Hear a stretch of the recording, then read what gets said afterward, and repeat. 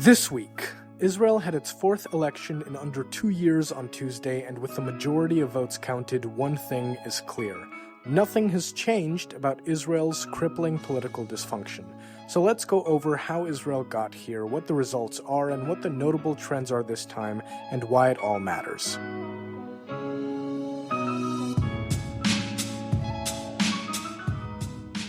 I'm Lev Gringaus, and welcome to The Jews Are Tired, your podcast about Jewish news.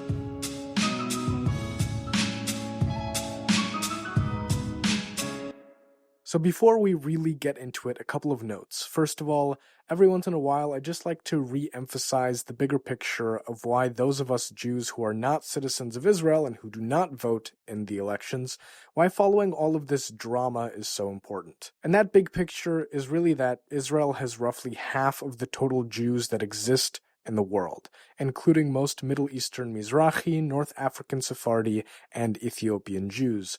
So love it or hate it, for those of us invested in what happens to our people, the Israeli elections are really, really important. The second thing I want to say is that it's too easy to get into all the nitty-gritty politics junky details on all of this, particularly with the mess that is Israeli politics. This podcast could easily go for like 30 or 40 minutes on all the dynamics at play and all the possible predictions, but that's not what this podcast is for. We're getting at the main takeaway and the bigger context, so if you're looking for the hours down a rabbit hole experience, check Twitter, Times of Israel, the Jerusalem Post, Haaretz, have a lot of coffee and probably your favorite wine ready, and maybe make a bingo card while you're at it, because nobody actually knows anything about what comes next. And here, I don't want to take hours of your time to explain the most important critical fact of the fourth Israeli national election in 2 years, that substantially nothing has changed. A government is highly unlikely to come out of this, so get ready for an extremely likely fifth election in under 3 years coming up soon. So if you want, you can turn off the podcast now because you are all caught up. But if you want to know why this is the case, well, let's dive in and recap. How did we get here? Well, Israel's Prime Minister, Benjamin Netanyahu, often referred to more affectionately as Bibi. Netanyahu, the head of the center-right Likud party, has been Prime Minister of Israel since 2009. For most of that time and over a few elections, he has been able to wrangle together coalitions of political parties that, with Likud, made up a majority 61 seats or more of the 120-seat Knesset, which is Israel's parliament. Doing that wrangling is what allowed Bibi to form a stable government and stay prime minister. Some coalitions have been with more left-wing or centrist parties, but after 2015, the coalitions have been increasingly right-wing and religious, with ultra-Orthodox or Haredi parties really throwing around a lot of weight. Now, what kicked this whole endless election cycle off was the fact that most Israelis are fed up with the Haredim, their political parties, and the power they wield. In Israel, personal status is largely controlled by the Haredi rabbinate, and what this means is that things like conversion, marriage, and divorce are typically only accepted when done in a Haredi fashion, to the point that a conservative rabbi in the northern city of Haifa was detained by Israeli police in 2018 for doing non-Orthodox weddings. Many Israelis are also angry at the Haredim for largely not serving in the Israeli Defense Forces. Conscription is mandatory for all young adult Jewish Israelis, with some, but by no means a lot, of exceptions to do something like a national service for the same length of time as the army service would be. So what many Israelis see is their lives dictated by a group of Jews that don't even do the bare minimum to serve the country as they see it. Now, there's a much longer conversation about how the Haredim view their role in Israel, and that's a fascinating conversation for another time, as this podcast is focused on how we got to Groundhog Day. So a lot of this frustration with the Haredim culminated in Israel Beitenu, the party representing Russian-speaking Jews, leaving Netanyahu's coalition in late 2018, which led to the coalition, aka the government, eventually falling apart and national elections then happening in April 2019. To be clear, there are a lot of different issues at stake in the Israeli elections, not just the anger over the Haredim, but it is one of the three biggest drivers of the political dysfunction. The second driver is that Netanyahu was under investigation for corruption charges and was eventually indicted for bribery over the past 2 years, and he is currently on trial for that. The last Israeli prime minister who was investigated for bribery, Ehud Olmert, stepped down in 2008 at the urging of politicians across the political spectrum, including Netanyahu. But Netanyahu doesn't want to step down now, and is Israel's first sitting prime minister to hold office while indicted and on trial. Olmert, by the way, did end up convicted and serving prison time. So almost more so than the Haredi issue, the corruption issue defined the election cycle. And in 3 of the last 4 elections, in April 2019, September 2019, and March 2020, the party putting the heat on Netanyahu and Likud was a conglomeration of several parties that joined together to run as the Blue and White Party, or Kahol Lavan. And after each of those elections came the same outcome. Likud had a bunch of seats in the Knesset, Blue and White had a bunch of seats in the Knesset, and neither side had a 61 or more seat majority without the other, even with the other parties in the mix and in their corners. Just so you know, I'm oversimplifying a little here, as the coalition math was forced this way sometimes by certain parties, like Israel Beitenu, that if they'd chosen to go back to Netanyahu, he could have made a governing coalition without Blue and White entirely. But one way or another, the eventual situation after each election was still the same. Neither Likud nor Blue and White could win without the other. Now, Blue and White's goal was to use this situation to appeal to Likud, the party, and say, hey, if you, the party, dump Netanyahu, or if he saves face and steps down now, we have no problem making a government with you guys. But they underestimated that Netanyahu was going to keep holding out, and that Likud as a party would stay with him. So Blue and White was kind of screwed. And then came the pandemic in early 2020, and part of Blue and White finally gave in, said Israel needed a working government to deal with the public health crisis, and joined Netanyahu to make a governing coalition and a stable, proper government. This was a huge blow to the anti-Netanyahu camp, because literally Blue and White's whole thing was that they would never, ever, ever sit in a coalition with Netanyahu and allow him to be prime minister while on trial for corruption. So Blue and White ended up splitting up, and Benny Gantz, the former IDF chief of staff, took the name, and however many Knesset members joined him and went to Bibi. Yesh Atid, the centrist party that really was the backbone of Blue and White, stayed in the anti-Netanyahu camp. But in late 2020, the new government imploded. As negotiations over Israel's budget kept going and going and going as part of the coalition agreement, it became clear that Gantz and Bibi were not seeing eye to eye, and if they couldn't seal the deal on the budget, the whole governing coalition went up in smoke. Well, the deadline passed for agreeing on a budget, and the Knesset went, oh, we're done here, time for round 4. And on the way to the elections that happened this week, the third big driver of this whole thing came into play, that Netanyahu basically runs Likud and the country by himself. He does everything he can to undercut his rivals, he's made key strategic decisions while keeping the military in the dark.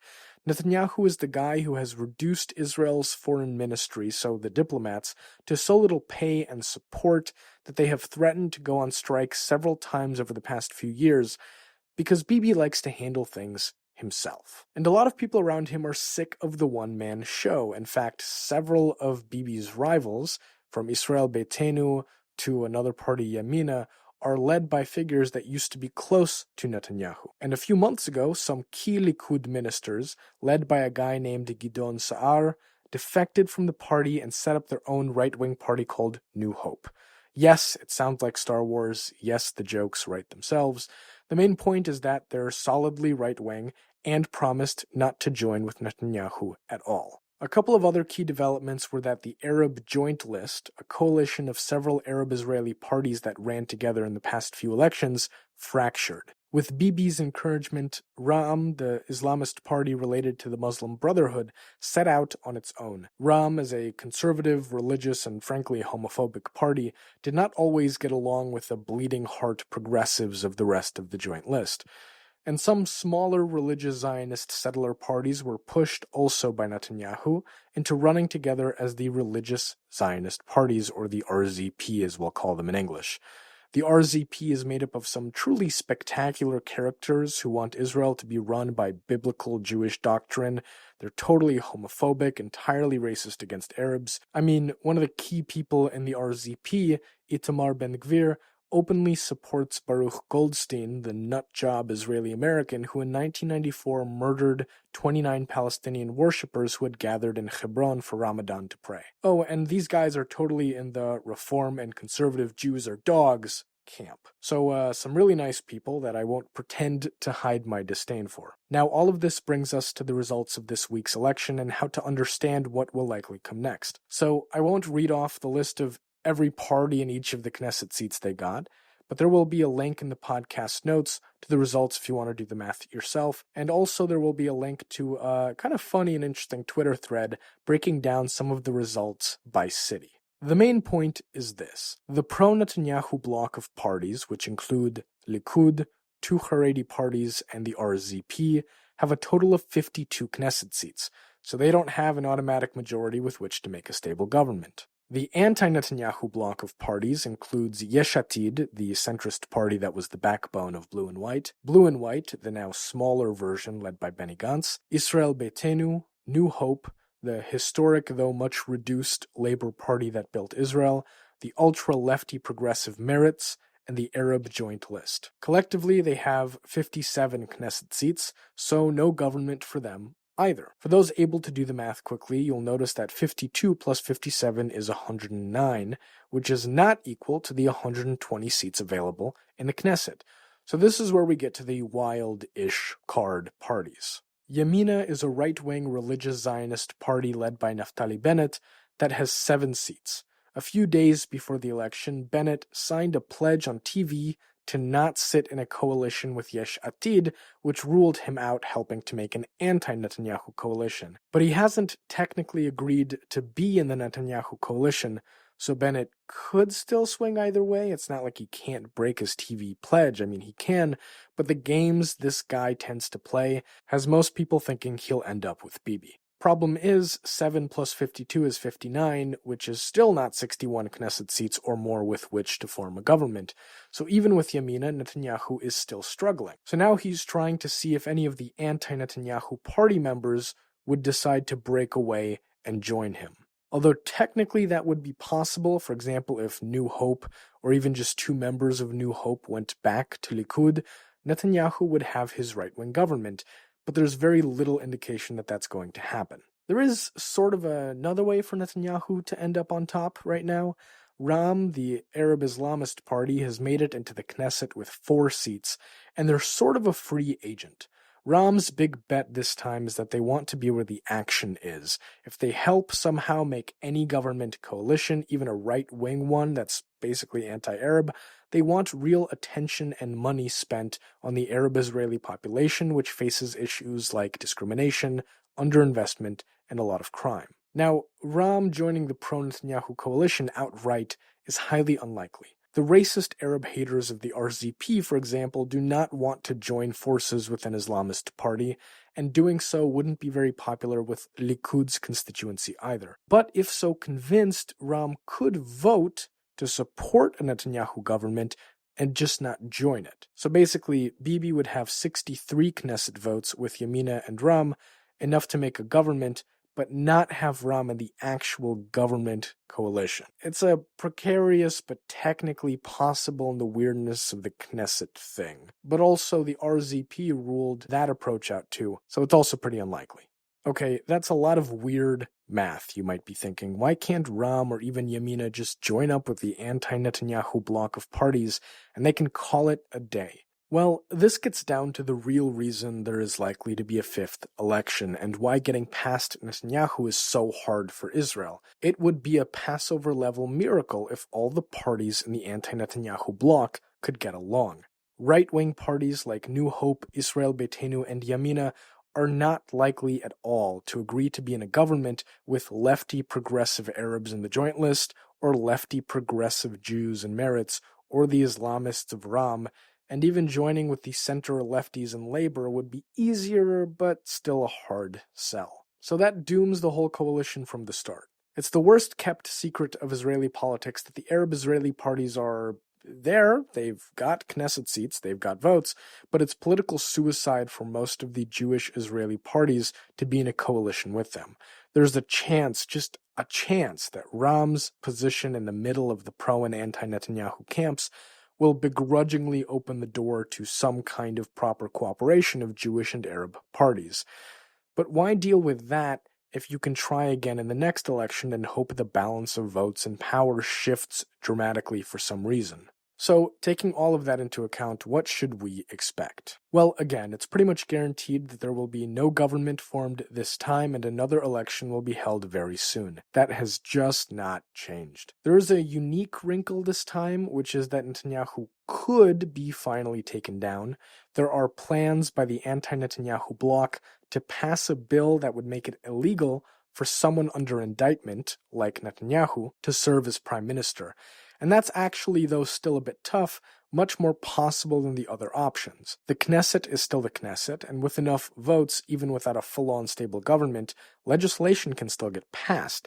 And at 57 seats, the anti-Netanyahu bloc just needs to convince Ram to join them to have 61 votes, and they could cut Netanyahu from the equation and then go to another election, which theoretically could lead to an election where there is finally a clear shift and winner coalition-wise, but none of this is a sealed deal. And that's sort of the same thing that has happened with all of the previous Groundhog Day elections. There are a lot of potential things that could happen, but none of them happen until they happen. So you're still stuck with the same big picture, which is neither side has enough or the means to make a government. And look, you can have a lot of fun with the speculation on all the things that could be. Okay, maybe not fun, you know what I mean. But at the moment, it all still boils down to this. A slim majority of Israelis don't want to see Netanyahu anymore. But until the parties they voted for finagle the most politically diverse Israeli coalition of a lifetime, Netanyahu will find a way to stay prime minister as elections keep rolling. And eventually, someone will get tired and hand Netanyahu a stable government that will be the most theocratic and right-wing and arguably corrupt government in Israel's history. And at that point, tough luck to the anti-Bibi crowd. This has been this week's The Jews Are Tired podcast. I'm Lev Gringauz. Don't forget to subscribe and share, and hopefully next week, the Jews will get some rest. The Jews Are Tired is a product of Jewfolk Inc. For more information, go to tcjewfolk.com or email the show at podcast@tcjewfolk.com. A link to the transcript of this episode is available in the podcast notes.